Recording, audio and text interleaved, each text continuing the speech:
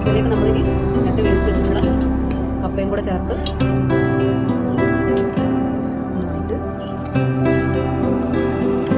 നന്നായി ഇളക്കുക. എല്ലാം മിക്സ് ആവണം കേട്ടോ. നേരത്തെ വേവിച്ച ചോറിൽ അത്യാവശ്യം വെള്ളം ഉണ്ടാവും. വെള്ളം കൂടുതലായിട്ട് നമുക്ക് ആ ഒരു ഡ്രൈ ആയിട്ട് കിട്ടാൻ പ്രയാസമാണ്.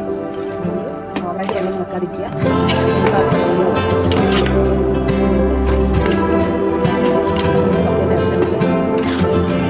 പ്രത്യേകം ശ്രദ്ധിക്കണം, നമ്മളത് അടി പിടിക്കാതെ നന്നായിട്ട് എല്ലാ ഭാഗവും നന്നായി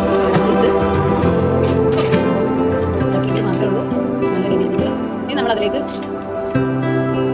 കറിവേപ്പില ആഡ് ചെയ്യുക. അതോടൊപ്പം തന്നെ മല്ലിയിലയും അതിൻ്റെ മുകളിലേക്ക് ഇട്ട് കൊടുക്കുക.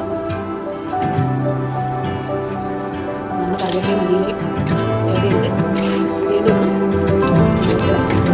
ഫ്രൈ ആവുന്നവരെ അടി പിടിക്കാതെ രീതിയിൽ ഇളകിക്കൊണ്ടിരിക്കണം. ഫ്രൈ ആവുന്നതിനനുസരിച്ച് അടി പിടിക്കാനുള്ള സാധ്യത കൂടുതലാണ്. നമ്മൾ കൈ വെക്കാതെ ഇളക്കിക്കൊണ്ടിരിക്കുക. ഇത് നന്നായിട്ട് ഡ്രൈ ആയിട്ടുണ്ട്. ഇതിലേക്ക് നമ്മൾ അവസാനം കുറച്ച് കുരുമുളക് പൊടിയും കൂടെ ഇട്ട് എടുത്തു കഴിഞ്ഞാൽ കപ്പ ബിരിയാണി റെഡി ആയി കഴിഞ്ഞു. ഇനി നമുക്ക് വേറൊരു പാത്രത്തിലേക്ക് സെർവ് ചെയ്യാം. നമ്മൾ വേറൊരു പാത്രത്തിലേക്ക് ബിരിയാണി